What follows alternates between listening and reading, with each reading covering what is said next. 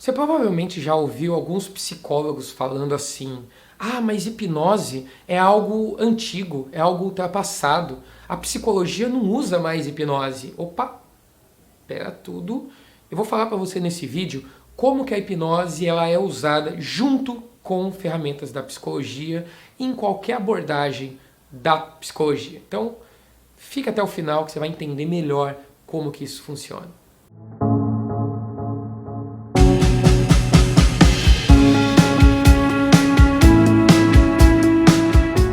Eu estudei psicologia, eu sou formado em psicologia e arrumei mas muita treta entre os estudantes lá de psicologia, as pessoas da minha turma, as pessoas da faculdade, professores inclusive e até mesmo coordenadores do curso de psicologia. E eu vejo ainda um discurso muito ultrapassado, falando que a hipnose não funciona. Afinal de contas, o Freud abandonou a hipnose. Então, se ele abandonou, a hipnose não funciona para nada. O grande problema que eu vejo nas faculdades de psicologia, até mesmo conversando com outros psicólogos que também sentem essa deficiência no curso, é uma explicação mais atualizada sobre a hipnose. A única coisa que a gente vê sobre hipnose na faculdade inteira é quando a gente vai estudar sobre a pré-história da psicanálise, que conta aquela história que o Freud foi até Salpêtrier, na França, encontrou Jean-Martin Charcot, que é um médico que hipnotizava pessoas, hipnotizava as histéricas, e mostrava que a hipnose tratava os sintomas histéricos dela. E aí o Freud começou a estudar, achou aquilo muito legal, montou um consultório, atendeu com hipnose e ele teve vários motivos para ter abandonado. Eu até já falei sobre isso em outro vídeo, vou deixar linkado aqui no card, sobre os motivos pelos quais o Freud abandonou a hipnose. Mas a real é que na faculdade a gente não estuda sobre isso, a gente não viu isso. E a grande verdade é que a gente pode utilizar a hipnose independente da abordagem que a gente escolhe. Se você não conhece muito sobre psicologia, a psicologia ela não é uma só, elas são várias. Então a gente vai ter as correntes psicodinâmicas, que é a psicanálise, psicologia analítica, a gente vai ter as abordagens humanistas, que são psicodrama, abordagem centrada na pessoa, gestalt terapia, diversas outras, né, fenomenologia existencial, você enrola para falar isso. E a gente tem também as comportamentais, né, análise do comportamento, terapia cognitiva comportamental e diversas outras. A hipnose, ela não entra como uma linha de abordagem, ela não é, a hipnoterapia, ela não é uma abordagem independente disso. Até porque o próprio termo hipnoterapia é um termo tecnicamente errado, a gente usa mais para expressar que é uma forma de se fazer terapia utilizando hipnose, ponto. A teoria por trás da hipnose ela é bem pequenininha, se for comparar com a imensa teoria dessas abordagens que eu citei da psicologia. Tudo que é feito com hipnose é possível fazer também sem hipnose, só que a hipnose catalisa o processo. A hipnose vai fazer com que o processo terapêutico aconteça de uma forma muito mais rápida. Imagina que você tem uma fogueira pegando fogo, tá? Pegando fogo. E aí você vem com um balde de gasolina e joga esse balde de gasolina na fogueira. E a fogueira faz assim, ó, de uma vez. Pronto. Balde de gasolina é a hipnose. A fogueira continuaria queimando lá sem isso. Porém, quando você jogou o balde de gasolina, ela pegou muito mais fogo de uma forma muito mais rápida e mais intensa.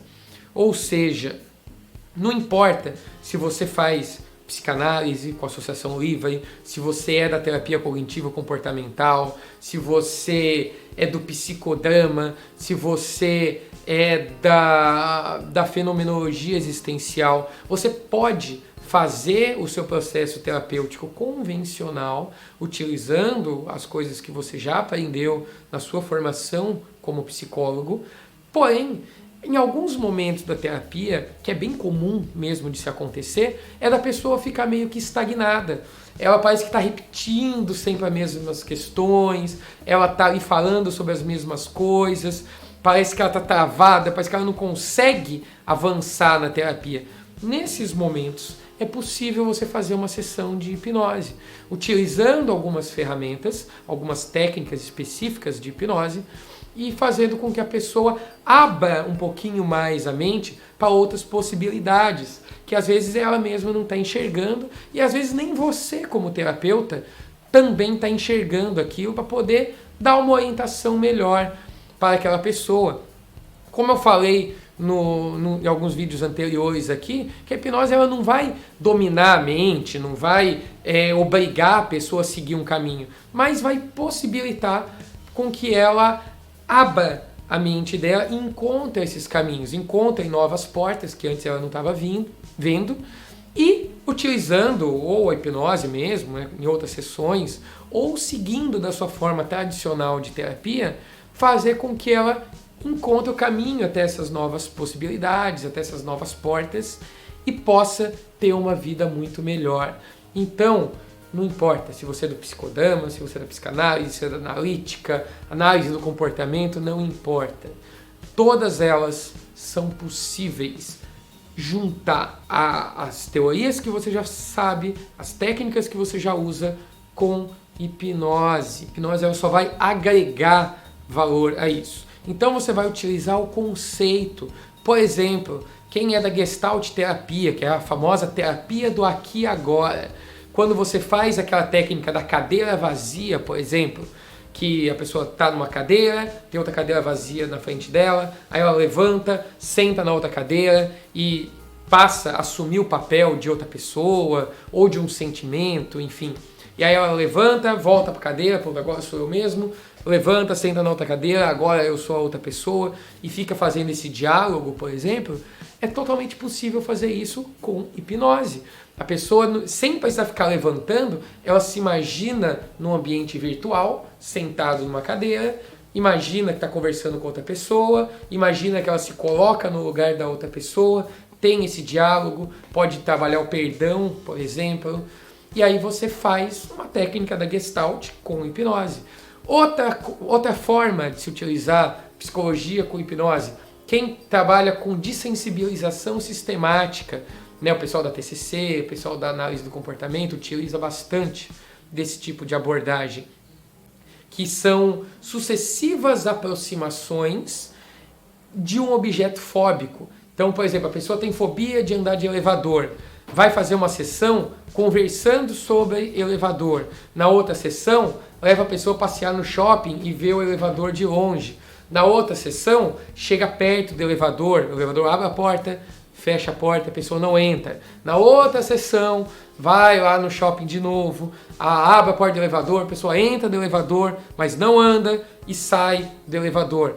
Então, é uma forma mais sistematizada, mais lenta de ir fazendo essas aproximações, de expondo a pessoa à situação, ou se é um bicho, enfim, alguma coisa que ela tenha medo, ou tenha uma fobia e queira perder. Com hipnose, é possível fazer isso em uma única sessão, por exemplo. Você coloca a pessoa no estado de hipnose e ela vai imaginando, se aproximando daquilo ali, se imaginando entrando no elevador, se imaginando andando de elevador, não só entrando, e aí você pode ir associando estados de recurso, ancorando sensações de segurança, sensações de tranquilidade, e fazendo com que ela consiga encarar aquela situação em um ambiente virtual, né, dentro da hipnose, e quando ela for para o shopping, por exemplo, andar de elevador, ela vai conseguir fazer aquilo. Afinal de contas, a hipnose, a nossa mente, ela não diferencia o que é real e o que é imaginação. Para nossa mente tudo é real. Então, se ela conseguiu fazer aquilo dentro da imaginação, se sentindo bem, provavelmente ela vai ter muito mais facilidade de fazer isso num ambiente real. Então, se você é psicólogo e fez uma sessão dessa com hipnose, você pode ir com a pessoa até o ambiente real e fazer isso. Por exemplo, na clínica que eu atendo, tem vários cachorros lá. Tem Goldens, tem 4 Goldens Retriever lá. Então, pessoas que têm a fobia de cachorro, por exemplo, eu faço essas sessões com hipnose, depois a gente vai lá no quintal da clínica e a pessoa passa a mão no cachorro, chega perto do cachorro, coisas que antes seria impossível, seria uma ideia inconcebível para a pessoa fazer isso. Mas, depois de fazer isso, eu vou lá utilizando recursos, utilizando teorias que eu tenho por trás, sabendo como se faz uma aproximação, uma desensibilização sistemática, eu vou e finalizo o meu processo terapêutico expondo a pessoa ao objeto fóbico.